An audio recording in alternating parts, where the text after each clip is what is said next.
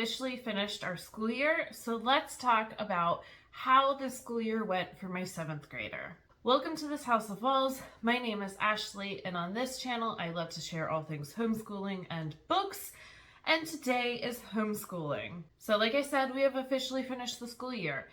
You can see all my kids' last day of school things behind me. So before I really start clearing out all of the work behind me, let's talk about how this school year went for my 7th grader. I'm gonna take a sip of coffee and let's start. So for this video, it's gonna be set up a lot like how my 3rd grader's video was. And so I'm going to have clips inserted from my curriculum picks video that I did last spring. So let's start with the first one. We are changing how we are doing some of our schoolwork. We are calling our daily 6. And these are the 6 main things that we want to try to accomplish during that day. And then we have a pile of extras that if we have downtime in the morning, or if we are driving to a field trip, or we come back into the schoolroom during the afternoon, we can get those done. So it was going to be a very similar setup to what my 3rd grader was going to be doing. We were going to try to simplify some things and have our daily 6. So those are like the 6 things that I want them to do if we're doing school that day, and then anything else would come after. It didn't last long. Just like with my 3rd grader, yeah, it quickly kind of had to change. And we had to figure some things out for the school year, and you're going to see that in a lot of comparing to what we had originally planned and what we ended up with. And you'll see that also if you go back and look at any of my monthly videos to see how we did that month for homeschool. I think that by November, we had been making some changes already, but by November, we really had to switch some things up, and anything that my kids were doing together, we had to split up and do separately. So let's get to the first of the main 6. So to get started, we are making a big change to language arts. The Good and the Beautiful Language Arts. He is going to be using course book 6. He has the main course book. There is a reader.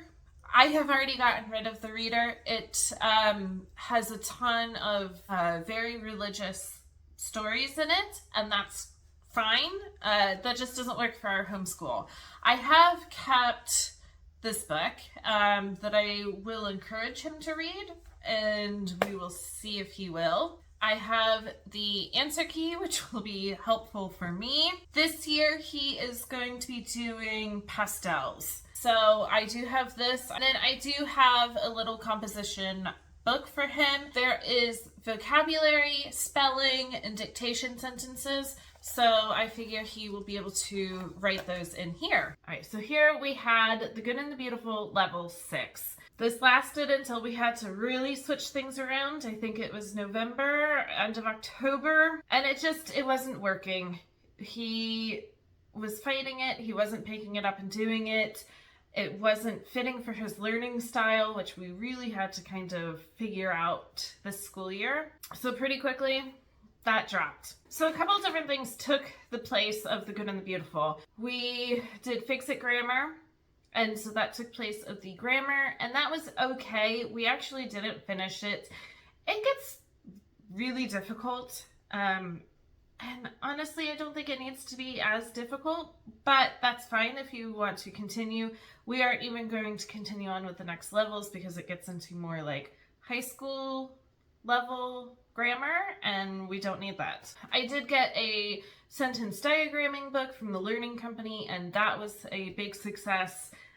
We are continuing with the next level this coming year. And then we definitely added in literature and everything like that with switching to Build Your Library, and he was getting a full rounded everything with that. All right, so the next thing that I talked about was math. We are currently doing The Good and the Beautiful Math level 5. So it's funny going back and watching some of these clips. So he, at the end of 6th grade, was doing The Good and the Beautiful Math 5. Honestly, I think it was like at the end of 6th grade we knew that that wasn't going to be working for him anymore. It is so busy and kind of all over the place, and he needs very like structured, not overly busy kind of work, especially for math. And I think in the summer he started using Saxon 6-7. And again, that worked until it didn't. We had tried Saxon math one time before, I think for like 4th grade.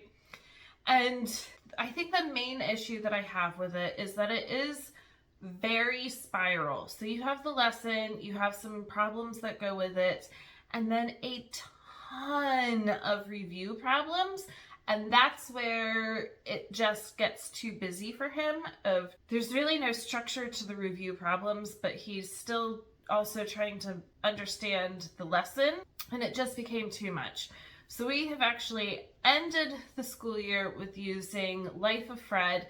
He did fractions, and he is still currently working through decimals and percents, and we'll continue that through the summer, and then we'll pick up Denison math and do that next year. So math is a little all over the place, but I think overall we kind of landed on something that he needed to do. He has enjoyed learning math through literature, so it has worked this year. Our next was reading. We do reading pretty loosely in our house. I try to encourage my kids to pick up books, and that doesn't always happen. So definitely during school time, I really encourage them to pick up a book. So for my soon-to-be 7th grader, that is pick up the book that you have picked from your pile of books and read for 20 minutes. So my next video that I post is going to be like detailed, what did we read? I'm actually going to be filming it right after this. I'm doing a little bit of a marathon filming this morning. So reading, it kind of took off slowly this year. We learned some things, definitely with switching to Build Your Library. He was getting readers that he reads on his own and literature books that we read together. And that definitely helped because it was scheduled into our day that we had to sit down and do that kind of reading. I have also learned this year, let me see if I can find one, to use tabs. He definitely thrives off of visually seeing what needs to be done, and it's easy for him to just read tab to tab and go from there. The next was history. This is by far one of my kids' favorite subjects, and that is because we use History Quest. We are going to be doing the United States book, which covers history and civics, which I love. This is our read aloud, and then he is going to have his own little History Quest notebook. So you saw we were doing a group subject for History Quest, US History. I stand behind this curriculum. I think that it's fantastic. It was just group subjects weren't working for us anymore, and he was becoming overstimulated, and then that was affecting the rest of his school day. So one of our main things with switching to Build Your Library was that he was doing it very independently. So it kind of worked out great that by the time we stopped History Quest, we were almost to the Civil War, because then Build Your Library level 6 is from Civil War on. So he just picked up right where he was in the timeline of everything and kept going. I think that we switched over on week 12. I was just looking through my Build Your Library curriculum, and that's what I had penciled in, that it was actually the week 1 was actually our week 12. So I think overall he really enjoyed all the different resources that were used in Build Your Library history. I have a whole video that I can link down below with all the books and resources that we have for level 6, but it was our biggest success of the year, definitely. Our next was science. We are going to try Science Fusion. This is the 7th grade workbook. It is set up as kind of a work text. I am expecting that if we get to something that's a little bit more interesting and my son is showing interest in that, we are going to be putting this down. And I have a separate little notebook for him for science that we can use kind of as an interactive notebook if there's a subject that he would like to dive deeper into. He will also be using this for things like vocabulary or anything that he needs to pull more from the Science Fusion work text. So So as you saw, at this point, we were still planning to use Science Fusion. Pretty quickly though, in the summer and planning, I realized I don't know that this is going to work for us. There's just too many loose ends that they're not making this curriculum anymore. Like, they're selling it, but the extra products that go with it, you can't really find. And it was just going to be a little bit too much. So quickly changed plans, and we did The Good and the Beautiful. I think we got halfway through a unit of theirs, and then we switched. So that's when my kids were not doing group subjects anymore and just doing their own things. And I wasn't quite sure what to do for my 7th grader at that point. So I just kind of decided, you know what, go on to Crash Course, find a science thing that you want to learn about, and let's watch the videos. So he decided to do History of Science, which was great. He really enjoyed it. I think as of now, he's almost done. So I am going to encourage him throughout the summer to, hey, go watch a Crash Course and let's finish it. Sometimes I would have him write some notes on it. Sometimes I would make him write a little bit of a summary. Sometimes I said, just go watch it and take it in. So even though there was a lot of shifting with science, it worked and he was happy with it. The next is Spanish. Yes, we are going to pull back out Song School Spanish. And you can see we were almost done with this curriculum when we put it down, and unfortunately never picked it back up. We are actually reviewing all of our words and phrases, hoping we can do a nice little review of all the lessons that we have done so far, and then continue on and finish Book 1. So this is Book 2. We will continue on with this. So I talked a lot about this in my, obviously, this curriculum pick video and in my 3rd grade review video. So I don't know, the previous year we had almost finished Song School Spanish Book 1. And then we just set it down and forgot about it for a while. So we worked hard during the summer and the end of last school year to catch up and do a lot of review, and it was great. We were finishing it. We finished Book 1, but then the Great Separation happened, and we honestly, I know I said that we were going to go into the school year simplifying things. No, we really did have to. And foreign language just had to be cut. We couldn't do it because we needed to really focus on some main subjects and some emotional learning and growth. Now that he is getting ready for 8th grade, we're kind of talking about starting to think about a foreign language and what he might want to take and things like that. So he will take a foreign language in high school. We're just taking a break on it and really kind of nailing down some other things first. So that was kind of the main 6. And then I talk about writing, which I kind of tie into The Good and the Beautiful. So here's that clip. Sometimes there is a writing activity in The Good and the Beautiful. Their main writing curriculum we aren't going to be using, but there's times where there's poetry and things like that, and so we are going to incorporate that in. Now, the days where there is not a writing assignment that we are going to use from The Good and the Beautiful, we are going to pull in a writing curriculum.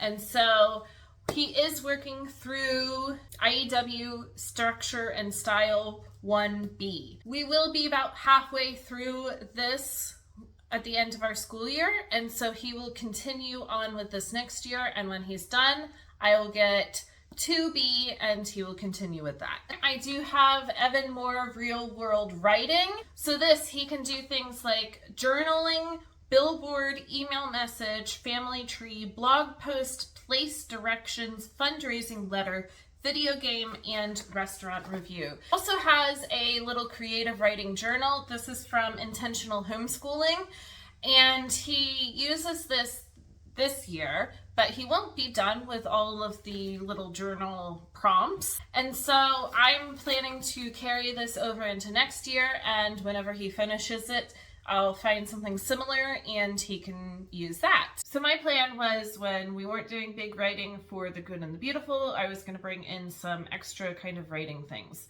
And our first is IEW Structure and Style 1B.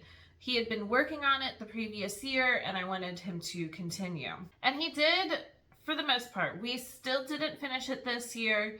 I think, again, there just gets to be a lot of moving parts, especially when you're using multiple source texts and you have to write multiple outlines and then combine them all, and it just got to be a little too much for him. But that's okay. We still continued writing. I just had him do it more on his own without any kind of lessons and stuff like that. So he still continued to write, and I am proud of the progress that he made this year. And then I had a couple books to kind of incorporate as well. Real world writing. Honestly, that dropped off pretty quickly, and I don't think we ever really picked it back up. A creative writing journal. I don't know if he really ever did that this year. I think he did it some during last summer, and then that was it. He was kind of done with the prompts in it. So we didn't really incorporate that. There were some other writing things that I tried throughout the school year. That is one of the main reasons he didn't finish IEW. They didn't really work, and so it really was kind of trying to figure out what might work. And I think that he has learned a lot from IEW that we can kind of carry that on and continue using those skills in other ways. All right, next clip. Little book that I picked up for him, which I think is kind of really cool, is this Q&A book. It also has this little time capsule book. So I'll talk about both of these together. We have the Q&A book and then the time capsule book. Like I said for my 3rd grade review video, I have just learned that those kind of like daily calendar, like reading things or filling something out, it just doesn't work. And I don't know why, because we're pretty consistent with the schedule. We just tend to not pick them up. So those fell off pretty quickly. And I have learned to just not purchase those kinds of things anymore. Then geography. Because we are doing U.S. history for our history this year, we are going to be doing U.S. geography. So in here is a blank U.S. map, and I have quite a few pages here where it's just the U.S. regions, and this is what we are going to base off how we are going to learn the states so that they can see the groupings of each state and kind of make more sense than alphabetical. Actual state pages themselves are from the Crafty Classroom, and so this is the setup of it. We can study the flag. We can map anything in the state like rivers or mountains or the capital. We can color it in on the US map and then fill in this extra information down here. So you saw we were tying it in with US history. Let's do state geography. And we did, and we finished it. It was a great way for them to learn geography. I would like to just kind of continue to do review. I do have like a state geography game that I would like to do this summer, just to keep learning where all of those states are. But overall, it was a great way for us to learn US geography. Then we have handwriting. So this year he is doing this cursive handwriting workbook for teens. He will not finish this for this school year, and so we will just carry this over and he can finish it next year, and then I'll get him something similar that he can use to practice his handwriting. So you saw the cursive handwriting book. That worked. It went well. I did also include in a manuscript handwriting book just to keep going with that. So one day a week he would do the manuscript and another day he would do cursive. And really, I know at this point he does know it. I just want to keep it fresh in his mind. And then word ladders. Another thing that he will not be finishing this year is Daily Word Ladders by Scholastic. We love it, and so we will carry it into next year, and if he finishes it early, I might try to find something else like this. Unfortunately, this is the last book for the Scholastic series. Word Ladders was fantastic. He finished it this year. He's kind of bummed there's not another level. He really enjoyed it, so that was a for sure win. And then our very last was logic. This is a logic workbook that I got for him. I think that he will like it. It just kind of has a little bit more, hopefully, fun activities in it. Just like with my 3rd grader, this logic book that I had picked just didn't work. And in really actually trying to simplify our homeschool day and everything like that, it got dropped and I didn't fill in with anything else. So that is how 7th grade went. It was definitely a growth year. There's a reason that kind of middle school curriculum is you're still building on some things and maybe expanding some subjects a little bit, but for the most part, there's so many emotional and physical changes going on that kind of learning took a little bit of a back burner as we try to just kind of sort some of that out. But all of that said, I am really proud of the progress that my son made for 7th grade and can't wait to see what he does for 8th grade. As always, if you like this or anything else that I post here on this channel, make sure to like and subscribe down below, and I will be back for more soon.